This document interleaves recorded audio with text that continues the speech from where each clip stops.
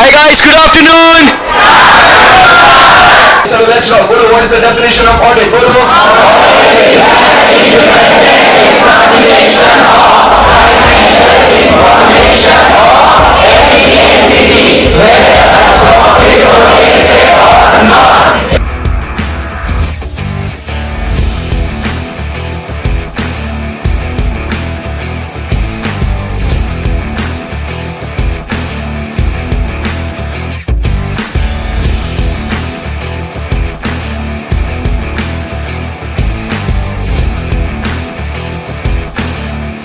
Hi guys, good evening. So yesterday we completed one awesome standard. वो कौन सा था? essay number 240 और उसका एक बहुत ही खूबसूरत चार्ट अपना लिखने का पेंडिंग है. सो अब हम लोग क्या करेंगे, सबसे पहले आप ये इस चार्ट को आप लिख लीजिएगा पूरा पूरा अच्छे से एकदम. तो आपका ये रिवाइज भी हो जाएगा पूरा पूरा स्टैंडर्ड. और उसके बाद फिर हम लोग क्या करेंगे, नेक्स्ट स्टैंडर्ड की ओर जाएंगे 250 बराबर. 250 के बाद अपना सीरीज कंटिन्यू करते रहेंगे, राइट. सो फटाफट आप लोग ये 4-5 मिनट के अंदर लिख लीजिएगा. Your time starts now.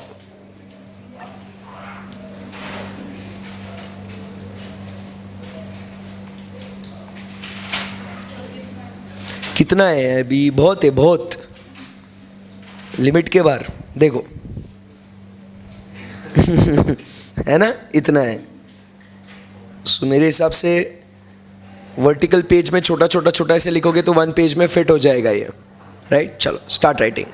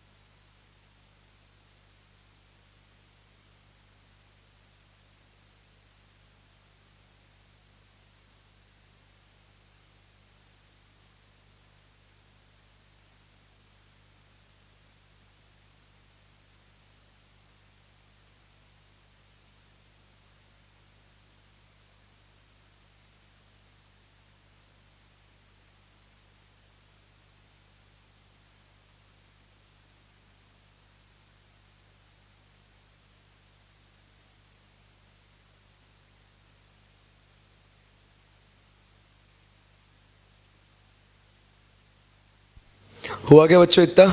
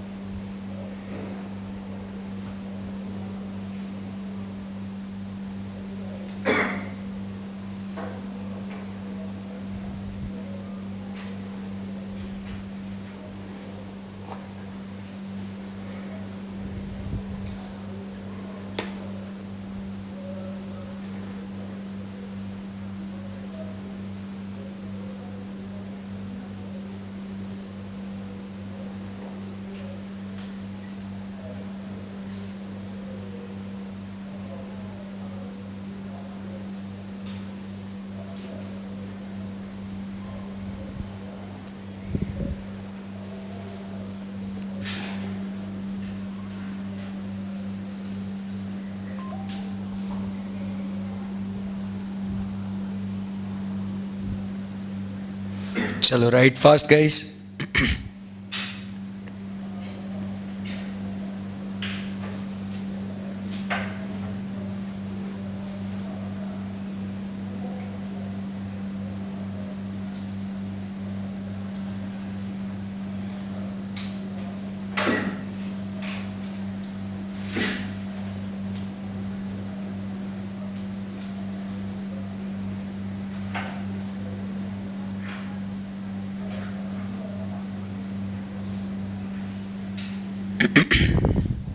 ये हो गया तीनों लेवल्स का लिख के. कंप्लीट हो गया पूरा सबका.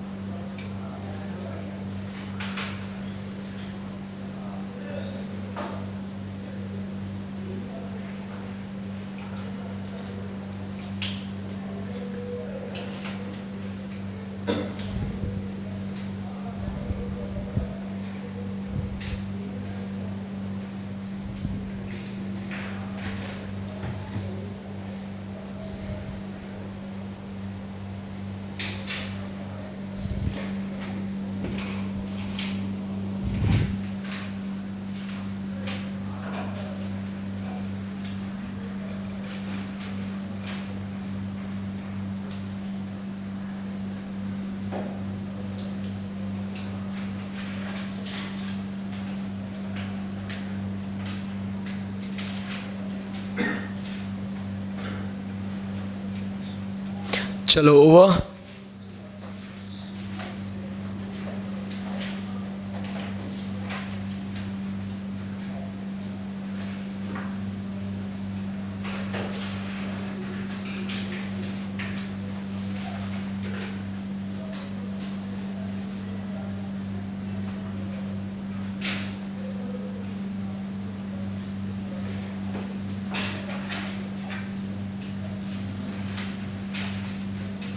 आगे बढ़ सकते हैं यहाँ से? Yes, okay, perfect. सो यहाँ पे हम लोग ने ख़त्म किया है क्या चीज़? एसे नंबर 240। कल हम लोग ने उसको पूरा पढ़ लिया था, आज हम लोग पूरा उसको लिख लिए हैं। Now we go ahead and start with the next SA, another very interesting, a very new SA. वो कौन सा होगा दोस्तों? अपना एसे नंबर, क्या हो रहा है इसको ऐसे किया, इसको ये किया, हाँ, ओके, चलो। सो अब यहाँ से हम लोग एक नया स्टैंडर्ड हम लोग शुरू कर रहे हैं, दैट इज एसे नंबर 250। एकदम अच्छे से ध्यान लगाना, मन लगाना, ये एकदम नया नया स्टैंडर्ड है, इन द सेंस कि आपने ये कभी पहले पढ़ा नहीं है, इसके बारे में आपने कुछ सुना नहीं है। सो एसे 250 जो वापस से ऑडिटर्स के ऊपर रिस्पॉन्सिबिलिटी लगाता है, but in respect to what? Something new it is. It is in respect to that he has to consider, take into account, when he is auditing the financial statements, the relevant laws and regulations. Try to understand. जब भी एक auditor audit कर रहा है, वो audit करते समय उनको लॉज और रेगुलेशंस को भी ध्यान में रखना बहुत जरूरी है। It's very simple, try to understand. दो बातें होती हैं यहां पे जब हम लोग लॉज की बात करते हैं ना, सो यहां पे दो टाइप के लॉज होते हैं। The laws which affects the financial statements and there are certain laws which do not affect financial statements. बराबर। यहां पे हम बात कर रहे हैं that auditor need to consider those laws and regulations while conducting the audit. बराबर। To see whether these laws and regulations which affects the financial statements, whether these laws and regulations have been complied with और not. Simple सी बात है, बात समझना, एकदम theme बहुत simple है। हम लोग यहां पे बात कर रहे हैं कि whenever the auditor is conducting the audit of financial statements, बराबर, he needs to consider the laws and regulations well conducting the audit of financial statements. दुनिया में दो टाइप के लॉज होते हैं, ऐसे लॉज जो फाइनेंशियल स्टेटमेंट्स को अफेक्ट होते हैं, ऐसे लॉज जो फाइनेंशियल स्टेटमेंट्स को अफेक्ट नहीं होते हैं। हमें एज एन ऑडिटर उन लॉज को ध्यान में रखना है जो फाइनेंशियल स्टेटमेंट्स को अफेक्ट करते हैं, कि क्या वो लॉज आपने कंप्लाई किए या नहीं किए। आप पूछेंगे सर आखिर क्यों, why, what is the reason? The logic is very simple. See, when we conduct the audit, we have to express an opinion whether those financial statement gives true and fair view or not. And simple, if the financial statements do not comply with those laws and regulations, they do not give true and fair view, right? So therefore it is a responsibility on the auditor as per SA 250 to consider those laws and regulations while conducting the audit. Theme समझ में आया आपको? Very simple. अगर हम लोग इसकी बात करें, मैं आपसे एक सवाल पूछना चाहता हूं, ये लॉज ऑन रेगुलेशंस को कंप्लाई करना, उसे इंप्लीमेंट करना, ये किसकी रिस्पॉन्सिबिलिटी होगी? मैनेजमेंट की। It is not the responsibility of the auditor to make sure कि अब हम लोग वो लॉज कंप्लाई कर रहे हैं नहीं कर रहे। No no no no, auditor's responsibility will be to check whether those laws have been complied with और not.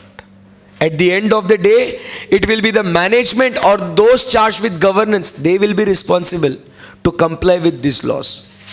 As an auditor, we are responsible for what? To check whether those laws have been complied with or not.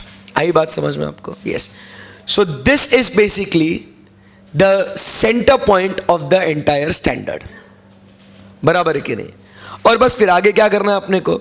We need to obtain sufficient and appropriate audit evidence in respect to the compliance of these laws and regulations. फिर यहां पे दो बातें हो जाएगी. वो दो बातें क्या हो जाएगी कि whether you have complied with this laws or you have not complied with this laws. And if you have not complied with this laws, you are supposed to report कि कौन से लॉस को आपने कंप्लाई नहीं किया है, उसका impact क्या है फाइनेंशियल स्टेटमेंट्स पे. वो रिपोर्टिंग रिक्वायरमेंट फिर आपको ये स्टैंडर्ड बताएगा कि कैसे आपने वो चीज को रिपोर्ट करना है, और उसके बेसिस पे आपका प्लस ओपिनियन कैसे अफेक्ट होगा वो आप लोग देखेंगे. आई बात समझ में आपको? Yes. So can we start reading the standard now? Theme समझ में आया ना? एकदम आराम से पढ़ना है इसको, कोई घाई नहीं है. स्टैंडर्ड का थीम समझ में आया? So consideration, that is you have to take into account the consideration of what? The laws and regulations in the audit of financial statements. आगे बढ़े. Scope. The auditor's responsibility to consider laws and regulations when performing the audit of financial statements. ठीक है भाई, consider कर लेना. Consider those laws. This essay does not apply to other assurance engagement in which the auditor is specifically engaged to test and report separately on compliance with specific laws or regulation. मतलब क्या है? This does not apply on other assurance engagement when the work is to compliance with the specific laws or regulations. Try to understand. ये ऐसे कब applicable नहीं होगा उसके बारे में बात हो रही है. जब आप कोई कंप्लायंस वाला काम करते हो. मतलब क्या sir? See try to understand. जब आप ऑडिट कर रहे हो और उसमें आपका स्पेसिफिक जॉब है, आपका स्पेसिफिक टास्क है टू मेक श्योर कि आपकी कंपनी ने इन लॉस को कंप्लाई किया या नहीं किया है, तो automatically that is the main core work which you are performing. So automatically the requirements of this SA will not be applicable. सी आप जनरल जब ऑडिट कर रहे हो ना ऑन फाइनेंशियल स्टेटमेंट्स, तो उसमें आप लोग सारे आइटम्स बराबर से रिकॉर्ड करे कि नहीं करे, वो ट्रू एंड फेयर व्यू देता है नहीं देता, वो आप चेक करते हो. सो उस टाइम पे ये ऐसे 250 आके बोलता है कि भाई ऑडिटर, ये तेरे नॉर्मल ऑडिट के अंदर ये लॉज और रेगुलेशंस भी कंप्लाई होते हैं या नहीं होते, वो भी तो चेक कर ले. बट अगर आपका काम स्पेसिफिकली उन लॉज एंड रेगुलेशंस को चेक करना ही है, तो जबरदस्ती आपको ऐसे 250 के रिक्वायरमेंट को फॉलो करने की जरूरत नहीं है. फॉर एग्जाम्पल, अब जैसे बहुत सारे लॉज होते हैं, लेट अस से द एनवायरमेंटल लॉज. बराबर. कौन से लॉज? Environmental laws. कि आप कितना एमिशन कर सकते हो कार्बन डाइऑक्साइड और हजार्डस केमिकल्स का. बराबर के नहीं? उसके लिए आपने कुछ सेफ्टी इक्विपमेंट्स मेजरमेंट्स लिए हैं क्या? आपने नेसेसरी लाइसेंसेस, एनवायरमेंटल क्लियरेंस के सर्टिफिकेट्स वगैरह आपने लिए या नहीं लिए? सो एनवायरमेंटल लॉज के अंदर मतलब वो prevention and management of hazardous chemicals, water, air prevention, pollution act, ऐसे बहुत सारे लॉज है अपने पास. बराबर के नहीं? और अगर आपका काम स्पेसिफिकली वो है कि आपने उन लॉज को कंप्लाई किया या नहीं किया, तो लॉजिकली यहां पे क्या हो जाएगा? आपको ये ऐसे एप्लीकेबल नहीं होगा. तो ये ऐसे कब एप्लीकेबल होगा? When you are conducting the audit of financial statements, और उसके अंदर फिर आपको अगर लॉज रेगुलेशंस को देखना है तो आपका ऐसे एप्लीकेबल हो जाएगा. Simple. Effect of laws and regulations. ये जो बात कर रहे हैं अपन यहां पे, it is basically an introduction. General आपको थोड़ा नॉलेज दे रहे हैं. Let us read and understand कि भैया सिंपल ये क्या बात करना चाहते हैं. सिंपल इंग्लिश में पढ़ना है, दिमाग में जितना जा रहा है उतना जाने देने का. Yes.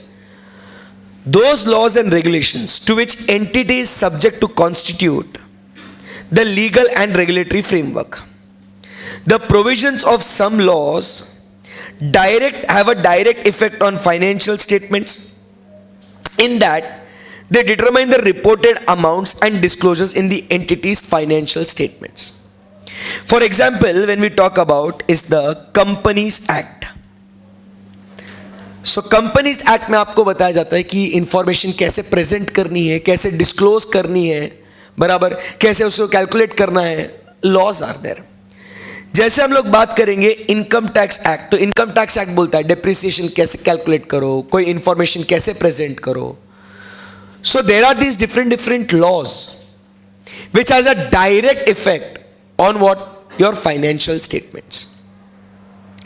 There are also other laws which are to be complied by the management or set the provisions under which the entity is allowed to conduct the business, but they do not have a direct effect on the financial statements. मतलब मैंने कहा था ना कि कोई laws ऐसे भी होते हैं जो आपके फाइनेंशियल स्टेटमेंट्स को अफेक्ट नहीं करते. सर ऐसे कौन से लॉज हैं? तो जैसे मैंने अभी आपसे कहा, एक सिंपल एग्जांपल, जैसे हम लोग कहते हैं we have is the environmental laws. इसका कोई आपके फाइनेंशियल स्टेटमेंट्स पे इंपैक्ट है क्या? नो. ये एनवायरमेंटल लॉज का आपके कोई फाइनेंशियल स्टेटमेंट्स पे इंपैक्ट नहीं है. But still, a business needs to comply with those laws.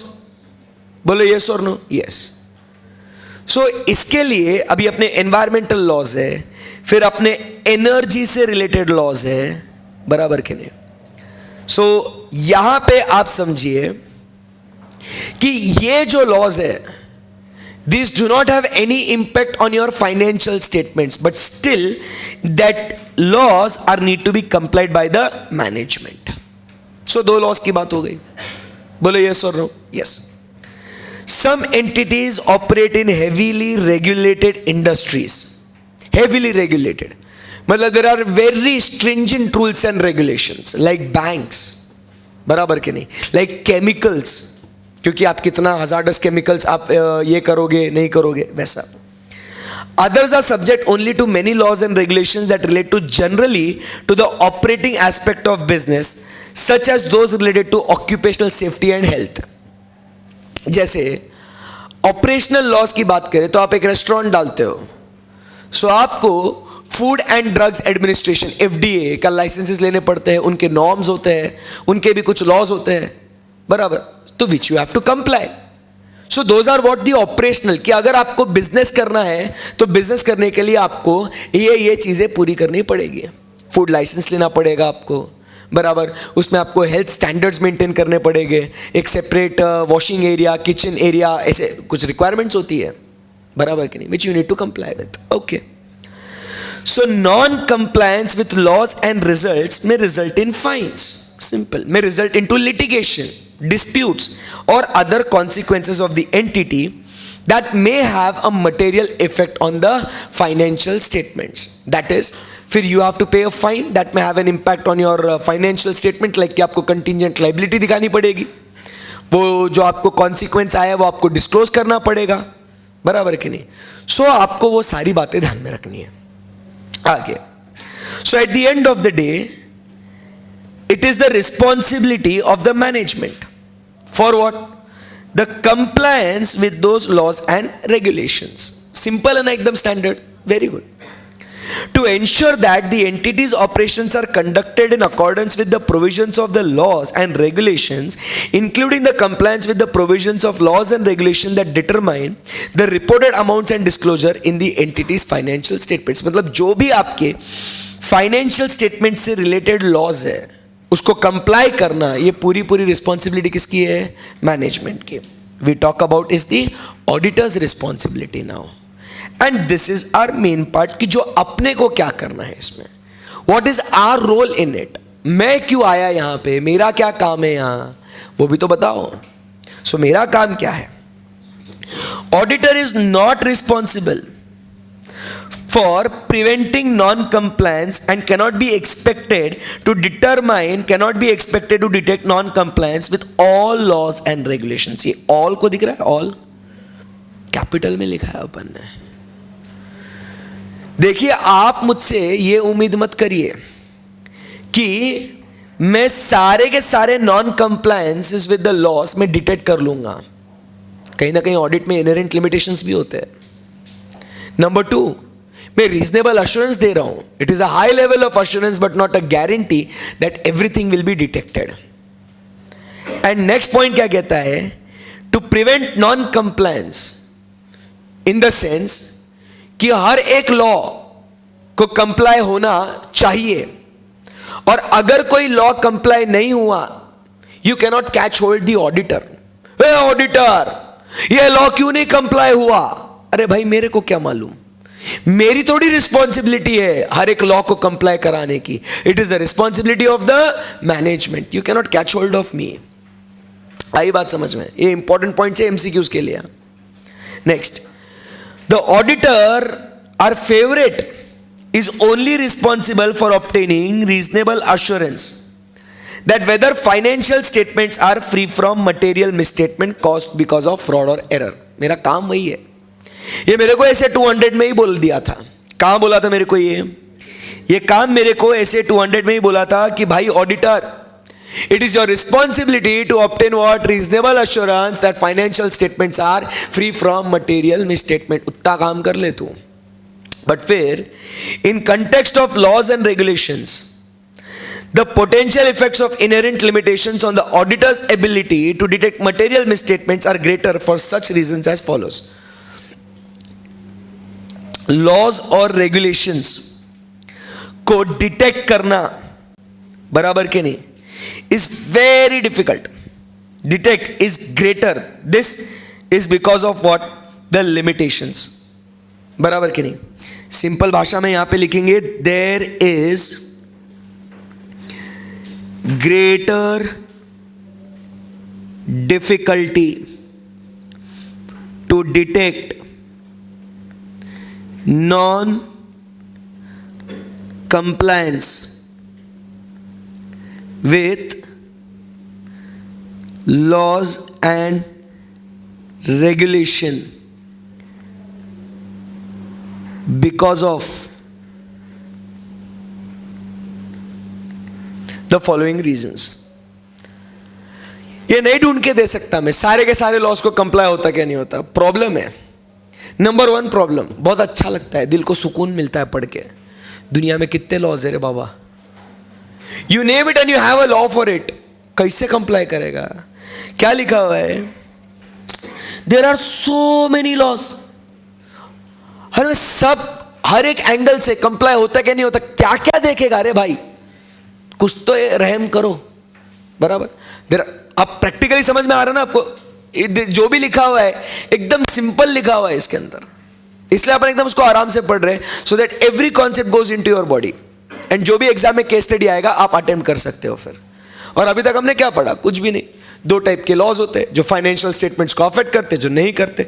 अपने को कौन से लॉज को देखना है? जो फाइनेंशियल स्टेटमेंट्स को अफेक्ट करते हैं, बट इसको कंप्लाई करने की रिस्पॉन्सिबिलिटी किसकी? मैनेजमेंट की. आप ऑडिटर से उम्मीद नहीं कर सकते कि सारे लॉज को तू कंप्लाई कर ले. ऑडिटर की रिस्पॉन्सिबिलिटी क्या है? Just to obtain reasonable assurance that financial statements are free from material misstatement. और लॉज का नॉन कंप्लायंस होना ये ढूंढ के निकालना बहुत मुश्किल है, because of the following reasons. Number 1, there are many laws. कितना ईजी है. Next, there are many laws and regulations relating principally to operating aspects of the entity that typically do not affect the financial statements and therefore are not captured by the entity's information systems, बराबर के नहीं, relevant to the financial reporting. अब क्या कह रहे हैं यहाँ पे? इस दुनिया में इतने लॉज है, बराबर के नहीं, जो रिलेट करते हैं किससे? बेसिकली आपके ऑपरेटिंग एक्टिविटीज से, जो आपके फाइनेंशियल स्टेटमेंट्स को अफेक्ट नहीं करते. तो वो उनका कंप्लायंस तो मैं देख ही नहीं सकता, और वो आपका फाइनेंशियल इंफॉर्मेशन सिस्टम उसको कैप्चर भी नहीं करता ना. Do you agree with this? Yes. यहां से आगे, नॉन कंप्लायंस में involve conduct design to conceal it. अगर आपने नॉन कंप्लायंस किया तो आप उसको छुपाने की कोशिश करोगे. मतलब आप यहां पे क्या कर रहे हो? फ्रॉड कर रहे हो. गलती हो गई बट आप उसको छुपा रहे हो. By doing what? Collusion, forgery, deliberate failure to record the transactions, and management may override the controls और इंटेंशनली मिसरिप्रेजेंट दोज लॉस. और ये जो चीजें होती है, क्या ये मेरे इनहेरेंट लिमिटेशंस में आती है क्या? बोलो. अगर there is collusion among employees, top level का मैनेजमेंट कंट्रोल्स को ओवरराइड कर ले, it is not possible for me to detect. बोलो यस और no? Yes. So points are very simple. बहुत सारे लॉज है, ऐसे लॉज है जो फाइनेंशियल स्टेटमेंट्स को अफेक्ट करते नहीं करते, बट जो नहीं करते तो वो कैप्चर ही नहीं करता आपका सिस्टम, कैसे डिटेक्ट करेगा उसको? नंबर 2, आप समझने की कोशिश कीजिएगा कि यहां पे नॉन कंप्लायंस अगर हुआ तो लोग उसे छुपाने की कोशिश करेंगे, फोर्जरी करके, कल्यूजन करके, मैनेजमेंट उन कंट्रोल्स को ओवरराइड कर लेगा, तो कैसे ढूंढेगा उसको? Number 3, whether an act constitutes is non-compliance is ultimately a matter for legal determination of the court of law. कि ये सही में कंप्लाई किया नहीं किया, ये कौन बोलेगा? लॉ, कोर्ट बोलेगा, कोर्ट. तो मैं एज एन ऑडिटर बहुत छोटा आदमी रहे सामने कि to prove whether you have complied with the law और नॉट. अब कभी कभी क्या होता है, recent example, 32nd council, GST council का मीटिंग हुआ, उसके अंदर बोला the limit is now extended from 20 lakhs to 40 lakhs. बराबर के नहीं? अब होता क्या, अगर मान लो मेरा टर्नओवर आज की तारीख में हो गया 21 लाख, तो मैंने अभी जीएसटी का रजिस्ट्रेशन लेना नहीं लेना, आई एम कंफ्यूज्ड. अब 40 लाख से कि 20 लाख से मैं तो बीच में लटक रहा ना भाई. एंड मान लो मैंने रजिस्ट्रेशन नहीं लिया, so now have I complied with the law और not complied? The court will decide now कि काउंसिल ने डिसीजन लिया है, वो एनफोर्समेंट में कब से आएगा, क्या होगा, नोटिफिकेशन, उसके बारे में अभी तो कोई इंफॉर्मेशन नहीं है. So whether you have complied with those laws और not is the decision to be taken by whom? The court of law. As an auditor how can you जज? होता है कभी कभी ऐसे डिफिकल्ट मैटर्स आ जाते हैं. So in that case whether you have actually complied with certain laws और not becomes very difficult. So there is a greater difficulty in finding out the non-compliance with laws and regulations. Okay. This essay distinguishes the auditor's responsibility in relation to compliance with two different categories of laws and regulations. Simple सी बात है, ध्यान से पढ़ना है इसको. Two different categories of laws we have over here. कौन से है ये? The provisions of those laws and regulations generally recognized to have a direct effect on the determination of material amounts and disclosures in the financial statements. मतलब कौन से law बोले?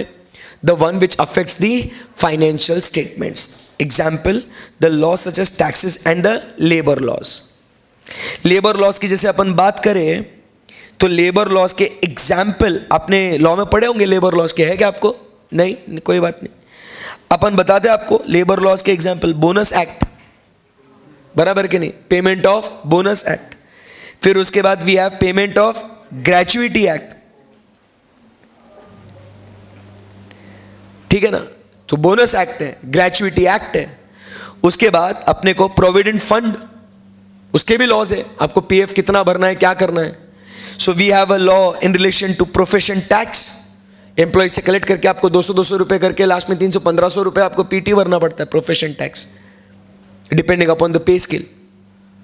सो there are these labour laws, और उसका provisioning, उसका payment आपको करना पड़ेगा. Then there are these tax laws, आपको टैक्स डिडक्ट करना है, आपको टैक्स पे करना है, आपके कौन से एक्सपेंसेस अलाउ होंगे, कौन से डिसअलाउ होंगे, tax laws. So these are the laws which directly affect what your financial statements, how you have to present, barabar, how you have to report, how you have to disclose. It is the tax, it is the law that talks, barabar. So law number 1 कौन सा है? That has a direct effect on the financial statements. और वो examples कौन से दिए उन्होंने? Tax laws, labor laws, etc. Other laws, वो कौन से है? Other laws that do not have a direct effect on the financial statements but are important, but are fundamental to the operating aspects of the business. अगर उन laws को comply नहीं कराना तो आपका बिजनेस बंद हो सकता है, ऐसी कुछ बात हो रही है. समझ रहे क्या? कोई लॉज होते हैं अगर जिनको आप कंप्लाई नहीं करोगे ना जो आपके फाइनेंशियल स्टेटमेंट्स को नहीं, बट आपके बिजनेस के ऑपरेटिंग एक्टिविटी को अफेक्ट कर लेगा।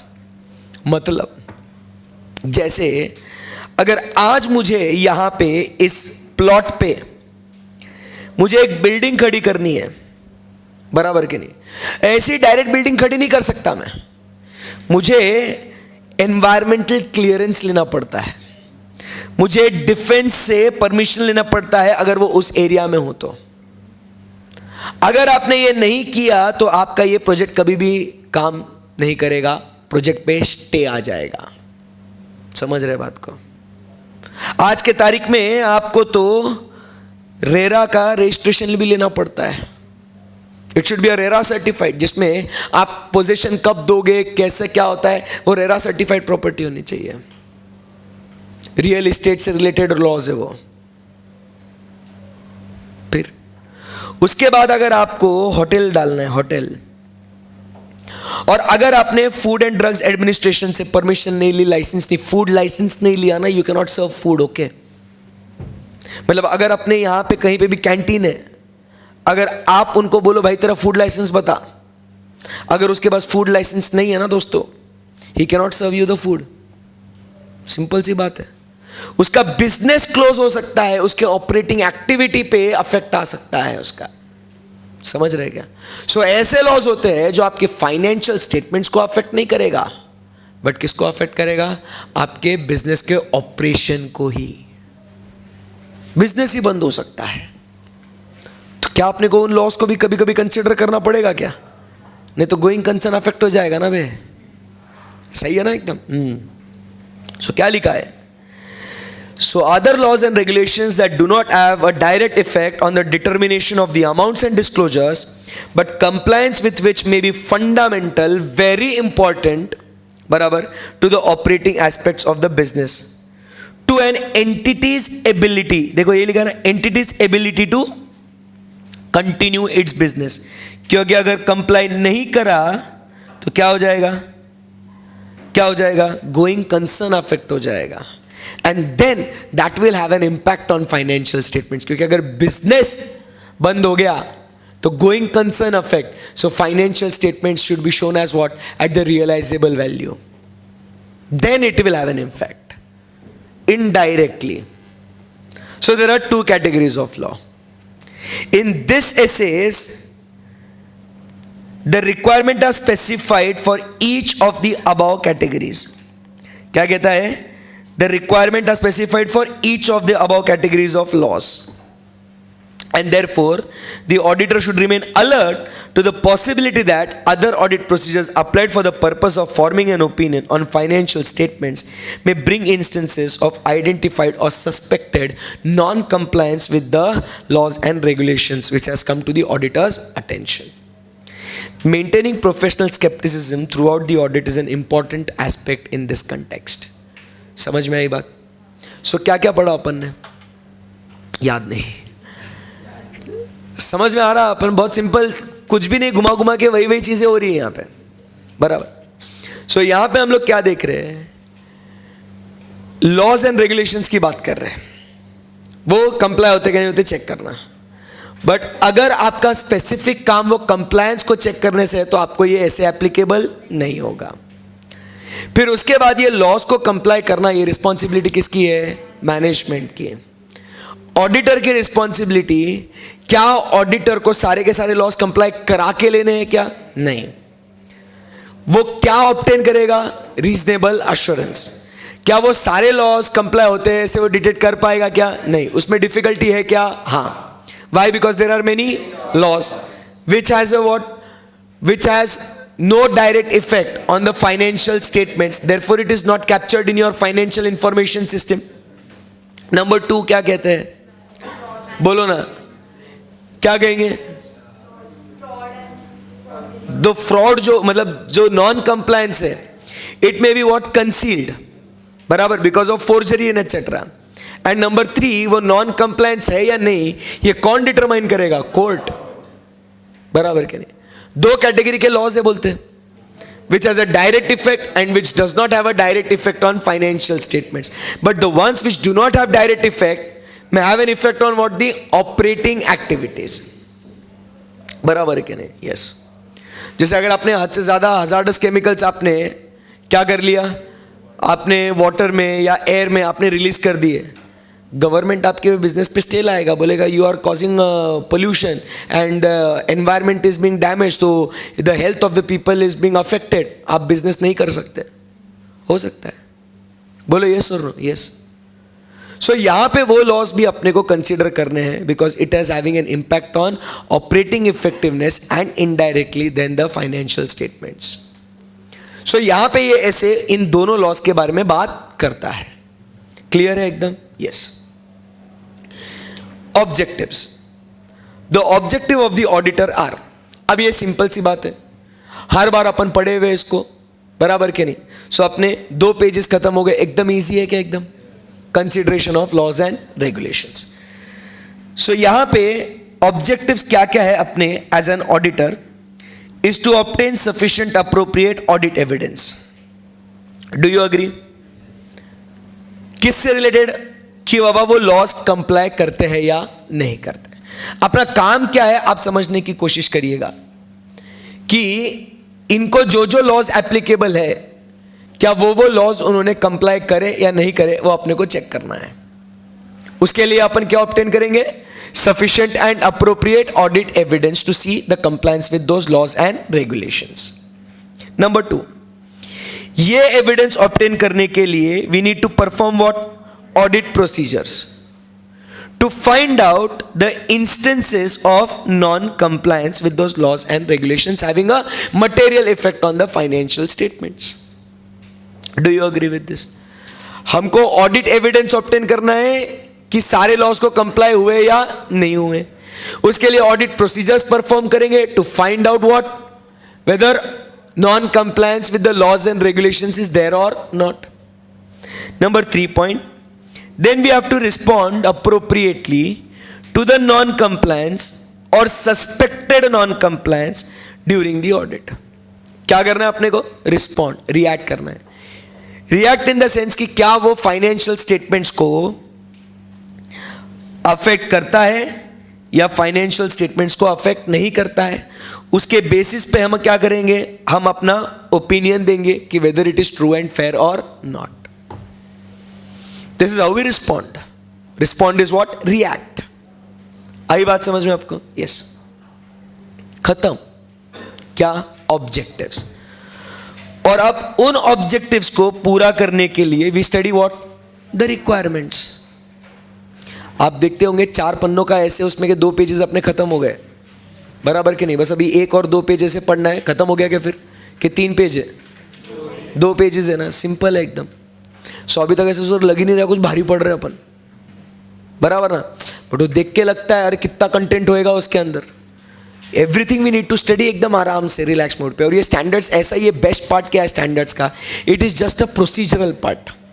यहाँ पे आपको कुछ मगअप करने की जरूरत नहीं है। You just remember the story of it. Consideration of laws and regulation, हाँ भाई 2 लॉज होते हैं, फाइनेंशियल स्टेटमेंट्स को अफेक्ट होते हैं नहीं होते हैं, ऑडिटर ने इनको क्या करना है? चेक करना है। बट ये कंप्लाई करने की रिस्पॉन्सिबिलिटी किसकी? मैनेजमेंट की। इनहेरेंट लिमिटेशन की वजह से ऑडिटर सारे लॉस को फाइंड आउट, मतलब कंप्लायंस हो रहा है नहीं हो रहा, नहीं कर सकता। क्यों? लिमिटेशंस क्या है? बहुत सारे लॉज है। नंबर 2 क्या? अगर नॉन कंप्लायंस हुआ तो कोई छुपा देगा उसको, and it is a matter of the court of law, बराबर के नहीं? फिर वो 2 लॉस जो है वो दोनों लॉस के बारे में ये ऐसे बात करता है। सो आपका ऑब्जेक्टिव क्या है? एविडेंस को ऑब्टेन करो। एविडेंस ऑब्टेन करने के लिए ऑडिट प्रोसीजर्स बनाओ और फिर उसके हिसाब से रिस्पॉन्ड करो। ये आपका गोल है। ये गोल को पूरा करने के लिए आपको कुछ एक्टिविटी करनी पड़ेगी, जो अपन बात कर रहे हैं उसके रिक्वायरमेंट्स के बारे में। Simple. Any difficult detail here? No. The requirements, the auditor's consideration of compliance with laws and regulations. अब यहां पे सारे लॉस को कंप्लाई होता क्या नहीं होता, अब एकदम लॉजिकली देखना, एकदम लॉजिकली। सो यहां पे हम लोग को ये लॉस को कंप्लाई होता है या नहीं होता है ये जानने के लिए, बच्चों do you agree that we need to take an understanding कि बाबा इनको कौन से लॉज, कौन से रेगुलेटरी फ्रेमवर्क, मतलब कौन सा रेगुलेशन, कौन से लॉज इनको एप्लीकेबल है, एकदम हिसाब से बताओ। यार मुझे अगर चेक करना है कि कोई एक पर्टिकुलर एंटिटी है, उसको कोई लॉ उन्होंने वो कंप्लाई करा या नहीं करा, ये अगर मुझे चेक करना है तो सबसे पहले एक इंसान ने क्या काम करना चाहिए भाई? पता लगा ले कौन से लॉज इनको एप्लीकेबल है। सिंपल सी बात है ना यार।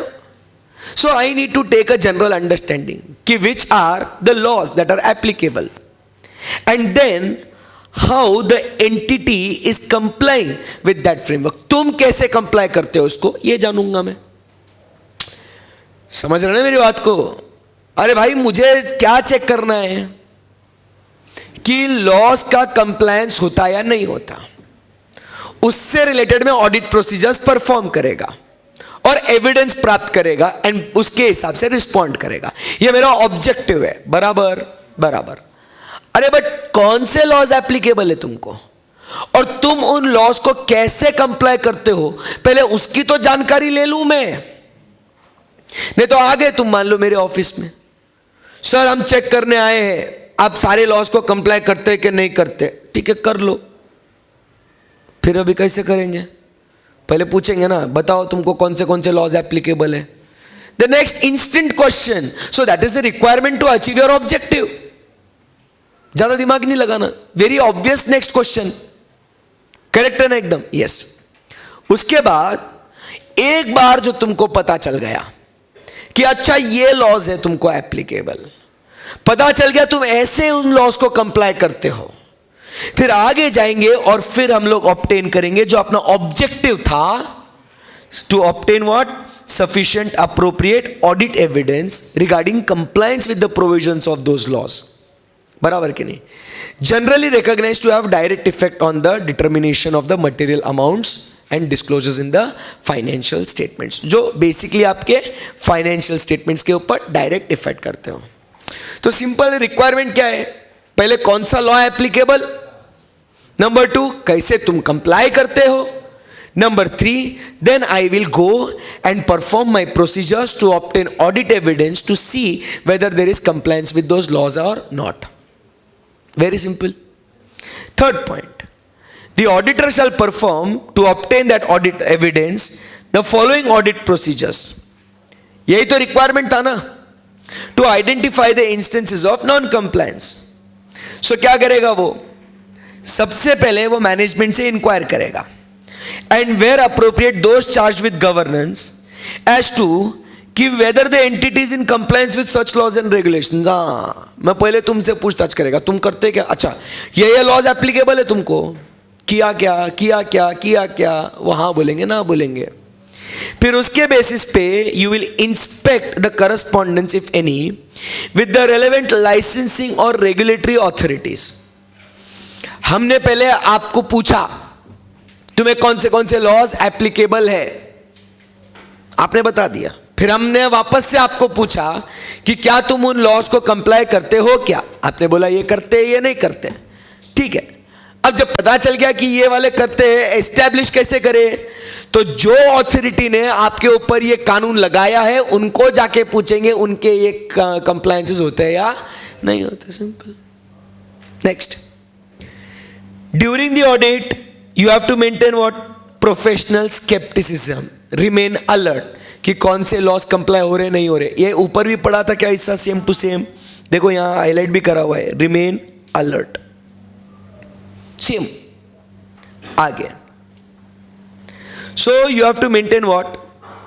Professional skepticism to the possibility that other audit procedures applied may bring instances of non-compliance.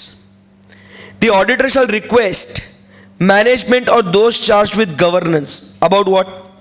To provide the written representation that all known instances of non-compliance or suspected non-compliance which has the effect should be considered when preparing have been disclosed to the auditor। कि सारे वो तुमने non compliances तुमने हमको disclose करे। हमने आपको पूछा था ना, क्या पूछा था हमने आपको कि आर यू कंप्लाइंग, तुमने बोला था ये कंप्लाई करते ये नहीं कंप्लाई करते, लिख के दे। जैसे फ्रॉड के बारे में भी बात करी थी, मैनेजमेंट को जाके पूछा था, अरे याद है क्या आपको कल ऐसे 240 जो पढ़ा था उसके अंदर हमने बात करी थी ना कि फ्रॉड के बारे में जाके आप मैनेजमेंट को पूछेंगे कि तुम्हारे नजर में कोई सस्पेक्टेड अलीग्ड कोई फ्रॉड है क्या, तुमने तुम्हारे एम्प्लॉयज को भी पूछा था और तुमने TCWG को भी पूछा था कि भाई कोई फ्रॉड है तो बता दे, बराबर के नहीं।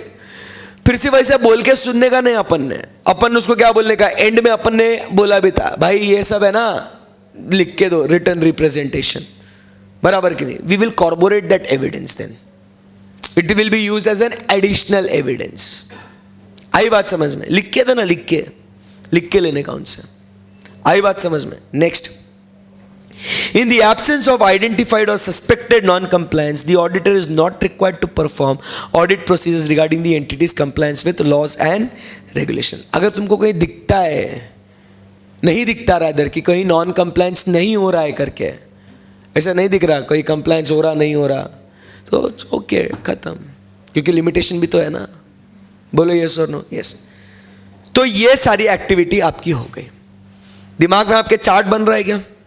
नहीं सर, पता नहीं क्या करना है। आपसे इतनी उम्मीदें मत लगाओ हमसे, ध्यान से सुनना। लॉज एंड रेगुलेशन शुरुआत से खेलते हैं। लॉज एंड रेगुलेशंस की बात करें, सो यहां पे हम लोग ने क्या देखा कि ये सारे लॉज को कंप्लाई करने की जिम्मेदारी किसकी? मैनेजमेंट की। ऑडिटर की रिस्पॉन्सिबिलिटी क्या है? He is not responsible to prevent the non compliance, nor he can detect all the compliances because of what? Inherent limitation. Reason कौन से तीन है? Many laws. Non compliance हुआ तो it will be concealed and it is a matter of court of law.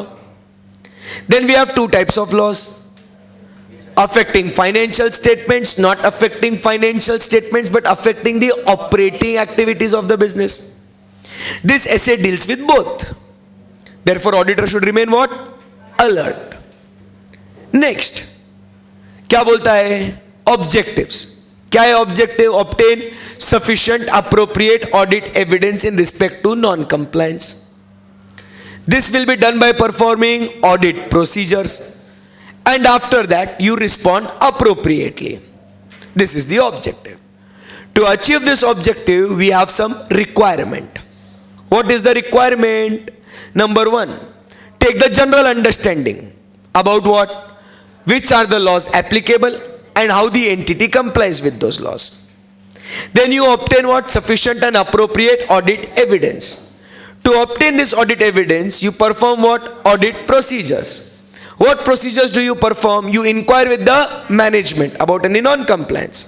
And you inspect the correspondence, जो बातचीत होती है with the legal or regulatory authorities. Then you take what? Written representations from the management about that whether they have disclosed all the instances of non-compliance. Simple. Then if any non-compliance has not seen, there is no further responsibility of the auditor. But अब if there is, आगे बढ़ते हैं, क्या है? There is non-compliance is identified or suspected. क्या हुआ? If the non-compliance is identified or suspected, तो अब आपको क्या करना होगा? रिस्पॉन्ड करना होगा, रिएक्ट करना होगा। देखो ये वाले पॉइंट में क्या बोला कि if there is absence of any identified or suspected non-compliance, सो आपको और कुछ भी करने की जरूरत नहीं है। Not required to perform any activity. खत्म ना? बट फिर अगर कोई एक्टिविटी आपने सस्पेक्ट करी है, आपको मिल जाती है, तो अब आपका काम आगे बढ़ गया। बोलो यस और नो? मेंटली चार्ट बना रहे क्या अभी? क्या अभी भी नहीं? अभी बन गया ना, थोड़ा थोड़ा, step by step. So the non-compliance is found or not found, identified or not identified. Not identified, no audit procedures to be performed. But if it is identified or suspected, you go ahead. That is what we have the point number B. क्या करेंगे फिर? So if the auditor becomes aware of the आपको समझ में आ रहा है? ये procedure है बेसिकली, स्टैंडर्ड। ऐसा ऐसा करते जा भाई। So if the auditor becomes aware of the information concerning an instance of non-compliance or suspected non-compliance, he will do what? Obtain an understanding of the nature of the act and circumstances in which it has occurred. ये आपसे ऐसी गलती क्यों हुई, किस घड़ी किस समय हुई, वो क्या गलती हुई, उसकी पहले समझ लीजिए. ठीक है, तुमने कोई कानून को कंप्लाई नहीं करा, इन द सेंस, ठीक है, तुमने जीएसटी के रिटर्न्स फाइल नहीं करे, तुमने इनकम टैक्स का रिटर्न ड्यू डेट पे नहीं भरा, तुमने टीडीएस का पेमेंट 7 तारीख को नहीं किया, तुमने लेट किया, बराबर के नहीं, तुमने लाइसेंस जो लेना था वो स्टार्ट कर लिया, उसके बाद लिया आपने, उस पीरियड में आपने नहीं कंप्लाई किया. So basically first try and understand the nature of the non-compliance, कि आखिर तुमने क्या कंप्लाई नहीं किया. हमको पता चल गया तुमने कंप्लाई नहीं किया है कोई लॉ का, तो उसमें बेसिकली आपने क्या कंप्लाई नहीं किया है उसके रूट कॉज तक जाइए, उसके बेस तक जाइए कि what exactly you have not complied with. समझ रहे आपको? Next, and then the further information you obtain to evaluate the possible effect on the financial statements, क्योंकि ultimately अपने को opinion किस पे देना है? on financial. अच्छा, तुमने ऐसा काम किया है, फिर आप और इंफॉर्मेशन ऑब्टेन करेंगे कि क्या इसका इंपैक्ट अपने फाइनेंशियल स्टेटमेंट्स पे कुछ आएगा या नहीं आएगा. जमी बात? यस. और फिर if the auditor suspects there may be non-compliance, अगर उसको संदेह है, डाउट है, तो वो क्या करेगा? अगर उसको बच्चों डाउट है, सस्पेक्ट करता है, तो वो डिस्कस करेगा मैनेजमेंट के साथ या दोष चार्ज्ड विथ गवर्नेंस के साथ, कि उनको बोलो भाई क्या है ये, मेरे को डाउट है तुमने नहीं कराई है.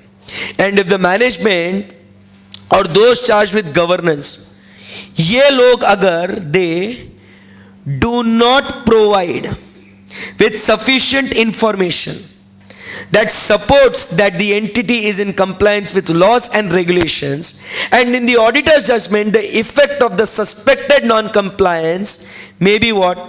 Material to the financial statements, he need to obtain what? The legal advice. Now he will use what? Use work of an expert. यहां पे एक एक्सपर्ट को बुलाएगा वो, लीगल एडवाइस. समझ रहे मेरी बात को? सो क्या हुआ यहां पे? सिंपल सी बात है, आपको यहां पे दिख के आता है कि एक तो नॉन कंप्लायंस आपने आइडेंटिफाई किया है या आपको शक है. आपको अगर मिल चुका है नॉन कंप्लायंस है, तो आप उसके रूट कॉज तक जाइए. You understand the nature of the non compliance and obtain further information as to how it is going to affect your financial statements. If you have a doubt that there is a non-compliance, go to management or where appropriate go to those charged with governance. But अगर वो लोग आपको सही या पूरी information नहीं देते हैं to support that there is compliance with the laws, मतलब वो बोल रहे कि हाँ हमने लॉ को कंप्लाई किया है, तुम्हारा जो डाउट है वो गलत है, अरे बट मुझे उससे रिलेटेड तो क्या दे, सफिशिएंट इंफॉर्मेशन तो दे, बट वो नहीं दे पा रहे. तो फिर अब मैं क्या करेगा? मुझे अगर लगता है कि इस नॉन कंप्लायंस के फाइनेंशियल स्टेटमेंट्स पे मटेरियल इफेक्ट आ सकता है, तो मैंने क्या करना चाहिए? एक लीगल एडवाइजर के पास जाना चाहिए उसके इंपैक्ट को समझने के लिए.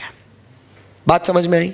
सो यहां पे जो फर्स्ट बुलेट है ये किसके बारे में बात करता है? अगर आपने आइडेंटिफाई कर लिया होगा तो. दूसरा बुलेट बात करता है अगर आपको डाउट होगा तो.